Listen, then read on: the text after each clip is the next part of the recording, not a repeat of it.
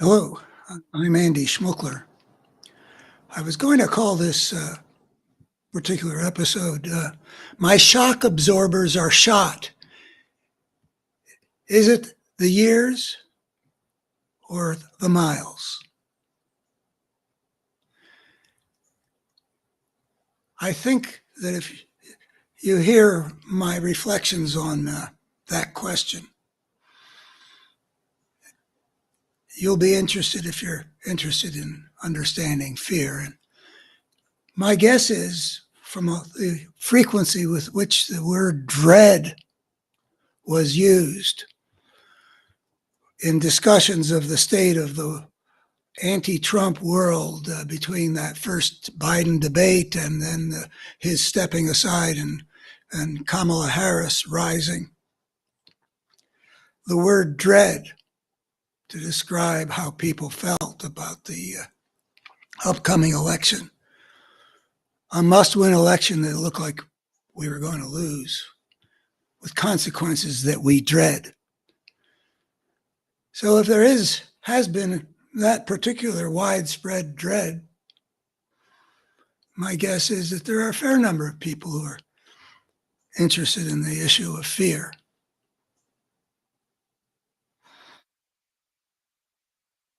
I discovered that the world around me in America in 2004, 2005, 2006 was so dreadful.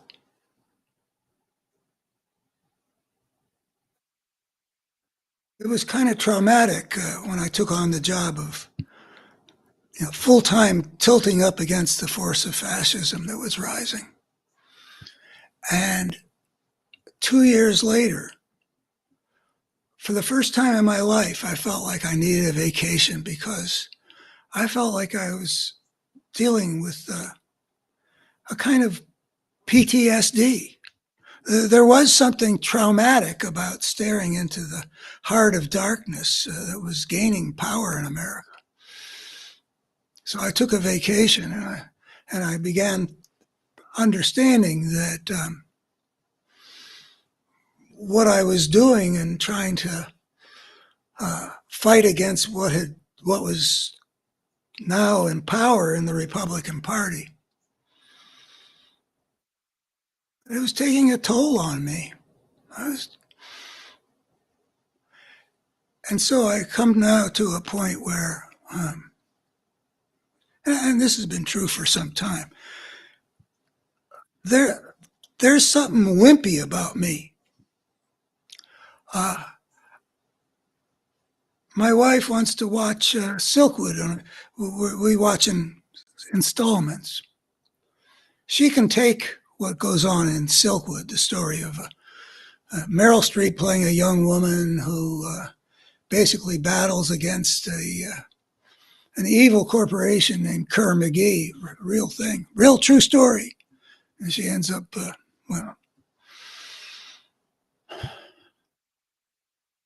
it's just too stressful for me. And it's not just, things at that level. There are a whole lot of situations where I'll just say to April, let's watch something. I can handle it for maybe 10 minutes or something. And then tension builds up in me in the sense of, I say tension, and that's how I mostly experience it. But it is, I think, connected with fear. I didn't used to be wimpy in this way, but I have been for much of the past 20 years. I remember there's a movie made by Woody Allen called Match Point, I think, about tennis, and it takes place in England. I was watching it with April in our usual way, and I just had to, I said, you watch this without me. I mean, the situation created tension in me, and I lost my shock absorbers are shock. I feel every bump in the road. And I don't like that aspect of myself.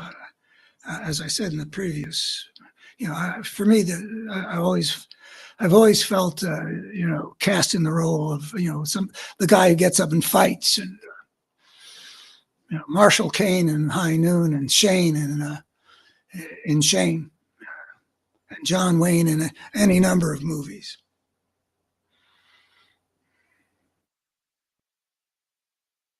The heroes of the movies that are, heroes I've liked are not people who show that that fear is playing much role in their lives.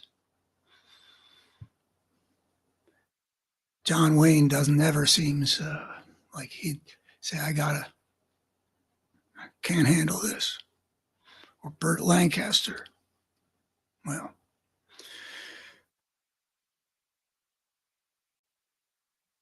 at least partly the miles, meaning what it's been like to be looking full time at the heart of darkness in America, trying to figure out whatever ways that I can put out.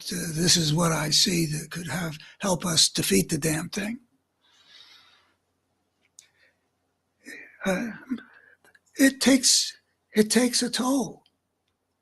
I don't know. I mean, I was at one point a very brave soldier. I mean, early in my prophetic career, I was kind of a troublemaker. Not in any way I'm ashamed of, but it was definitely going out of my way to make an issue of things. I have a picture of myself from just before that idea came to me. I call it my David about to meet Goliath. I don't feel like that kid anymore.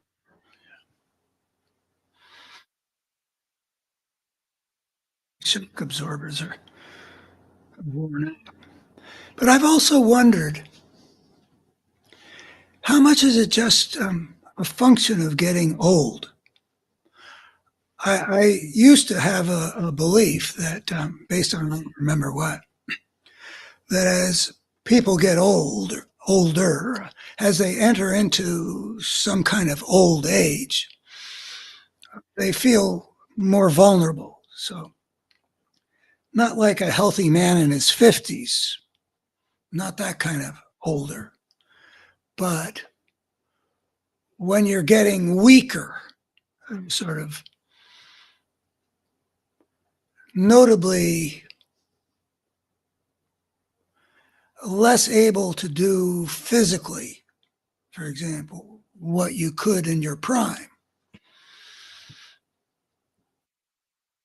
Athletes can be over the hill in their 40s and 50s, of course, but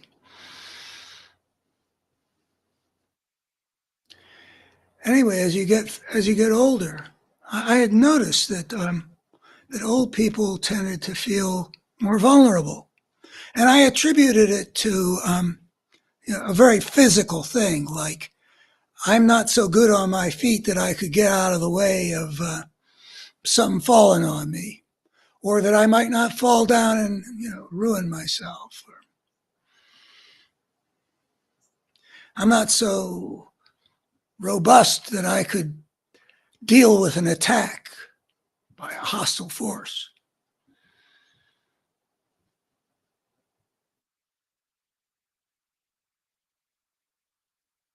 There's a way in which the old man is not the fighter that the young man was.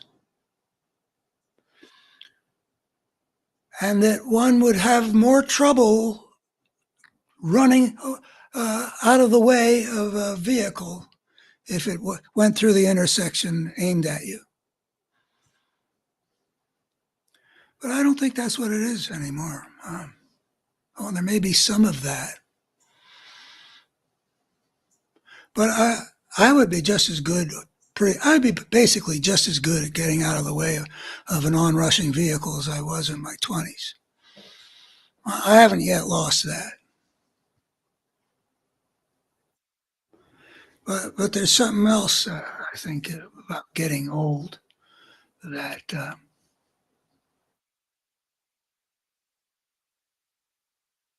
I've talked with other people who have this feeling of being more vulnerable, and maybe it is at a physical level. But it's also a time of realizing that life is moving down the track toward the terminal. That's a good metaphor, isn't it? I mean, it's not as easy to or mortality for people the older they get. So you can ignore the fact that we're only alive for a while, pretty much. When you're younger, how much of the vulnerability is because the end of the trail is becoming less easy to ignore? I don't know. So that's what I've wondered about myself.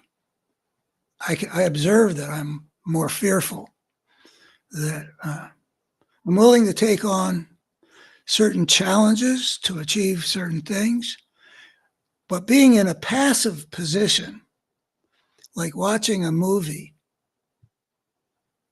But it's not just that. There's days where the news I know is going to be depressing, and I'm less likely to watch than, let's say, when Trump is being tried and the news every day is just sort of lip smacking good.